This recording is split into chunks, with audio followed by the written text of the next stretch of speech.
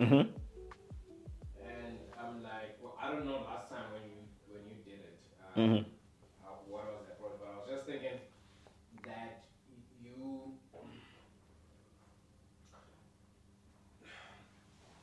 you record how long typically a podcast? The longest 30 minutes. 30 minutes. The longest. Okay. Typically, what, 15 time? Typically 15, 17, depending on the content Yeah. and what I'm talking then, about. Yeah, And then do you focus on one topic at a time or do you cover different topics? different topics. Different So, topics. so here's the structure of the Okay. podcast. The first section of Yeah. the podcast is me talking about what's been happening in tech. Yeah. Apple announces whatever they announce. I talk about that. Yeah. Then I move on to a section where I test these apps that I test out. Yeah. I review the app. Oh, I see. And then I move from there. If there's a productivity method and whatever that I share, remember when we were talking about Notion and all of that stuff, it pulls from that thread where I talk about productivity. And then there's a segment where I talk about the future of tech. It's basically like a thought on the future of tech, right? Yeah. And I say, there's a thread about humanoid robots, or there's a report about humanoid robots being developed. So I talk about that. What do they mean? What does it mean for the future? How is that going to impact, the workforce, people in general? There's OpenAI is talking about artificial general intelligence. What does that mean for the future? So it's basically that. Great. And yeah. And the fact that because one of the things that obviously intrigued me about you is you are known as the market that receives you as a designer. Is a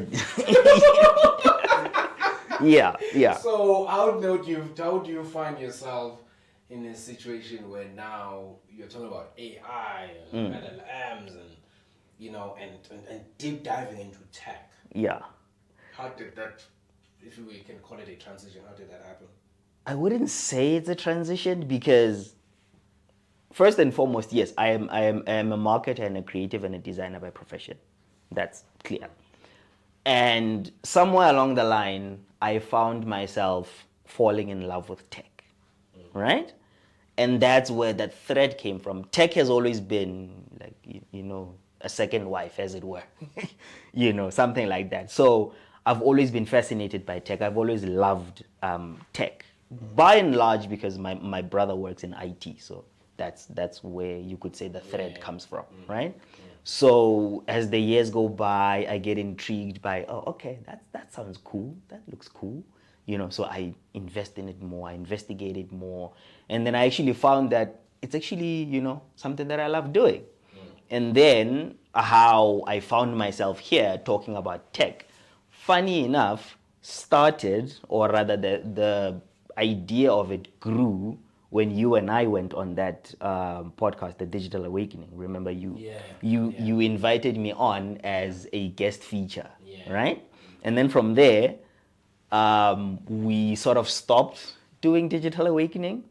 And then the stuff that I used to talk about in Digital Awakening, I was like, how about I turn it into a newsletter that I publish out, weekly, bi-weekly, whatever format agreed, right? And then I did that. I was like, okay, I'm going to talk about what's happening, what's hip and happening in tech, be it OpenAI introducing something, be it Apple doing something, be it Microsoft, be whoever, as long as it's a newsworthy tech topic, right? And then from there, I was like, let me tie in that productivity element into it, because I'm somebody who does, productivity hacks, productivity methods, because by and large, my life is run by a second brain system, which was developed by Tiago Forte. So that's where that came from. It's like, let me talk about productivity methods and apps, just to help other people understand where this idea of productivity and second brains comes from. And then I was like, okay, I also love testing out apps. So rather, whatever app I use, I'll then feature on the newsletter as a review to say, okay, I've used the app, here's what I think about it. And then from there comes a part where I talk about what I think about the future of tech. As I was mentioning now, there's reports now about humanoid robots coming out.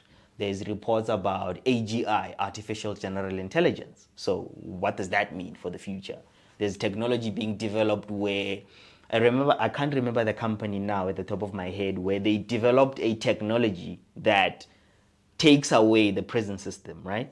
So what it does is they implant something in your head, and then you effectively serve a 25-year sentence in a matter of minutes.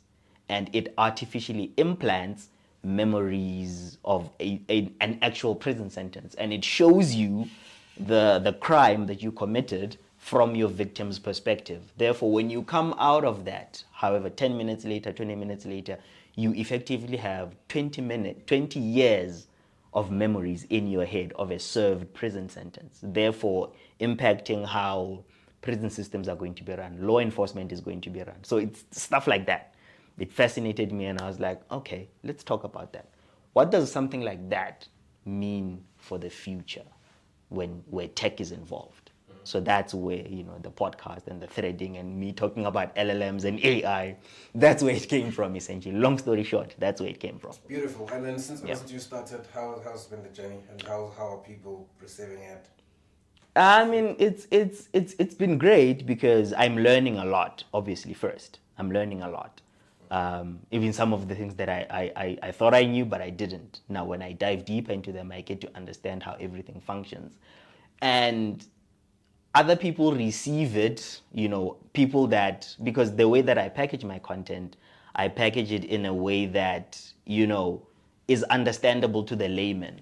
Somebody who doesn't speak tech, but is able to understand, so that's what... Because you don't come with a lot of jargon. I'm not talking about pen testing and systems and, all of that stuff. I'm not talking about AI models and foundations and all of that stuff. I just package it in as simple a way as possible. So I think that's what is more relatable to people. So I package tech that can be understandable by the normal everyday person so that they also know what is happening in the world of tech, right? But also package it for those tech enthusiasts that share the same ideas, and then we can engage and talk about them.